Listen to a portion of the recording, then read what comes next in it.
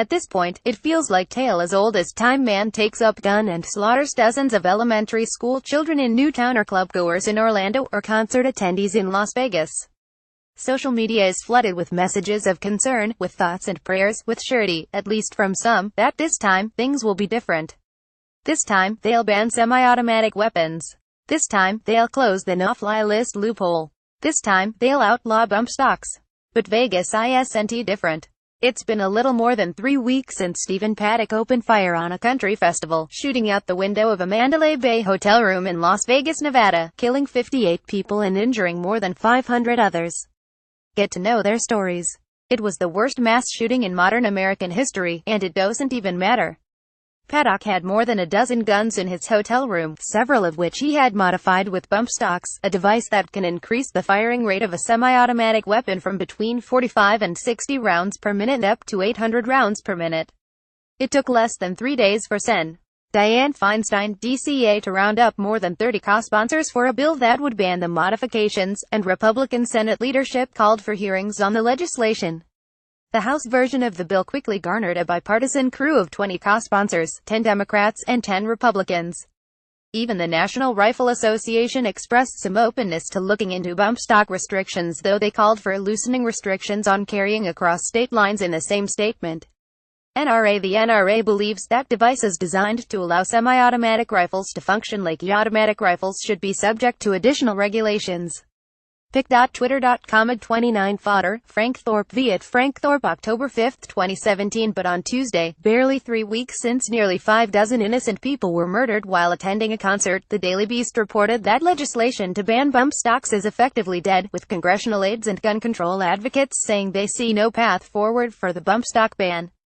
Aides told the Daily Beast that there has been no indication the House Judiciary Committee is going to consider the bill, and in the Senate, Feinstein has failed to attract even a single Republican co-sponsor. A bump stock ban, or, at the very least, a revised version of the bill restricting bump stock sales that may have come out of committee, should have been a layup. It's the lowest legislative bar Congress has set for itself in the wake of the spate of deadly mass shootings the country's seen over the last decade. It had soft support from the godforsaken NRA, even. One of the central problems is that mass shootings like Vegas don't actually change how Americans think about guns and gun violence.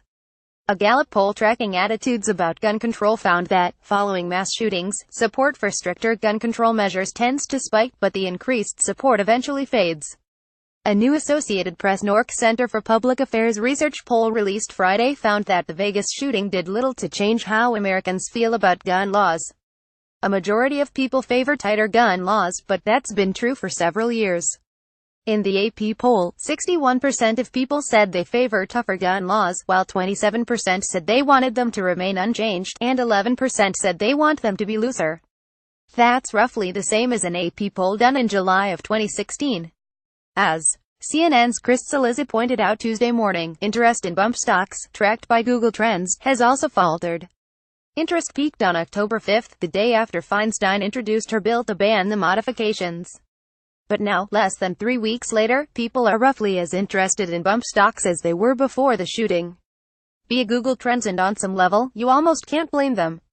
The unfolding Weinstein scandal has taken center stage, and Democratic leaders have hardly said a word about bump stocks in weeks. Republicans, wallets fat with that sweet NRA money, have been quick to move on to tax reform, while the president has been focused on feuding with Gold Star families and the junior senator from Tennessee. As for the NRA, after getting glowing coverage for their nothing burger statement on the proposed bump stock ban, they've quickly gone back to attempting to incite a race war.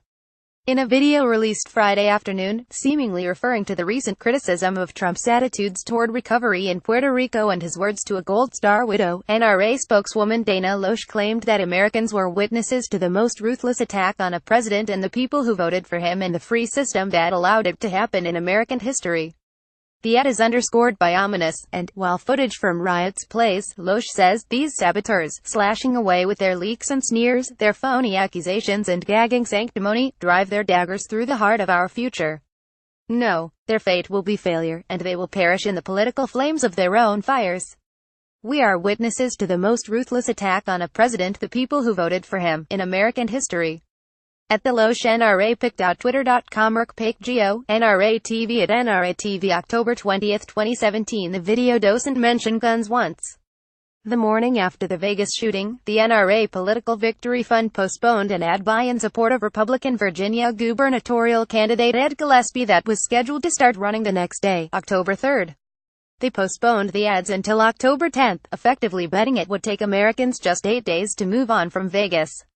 Looks like they were right.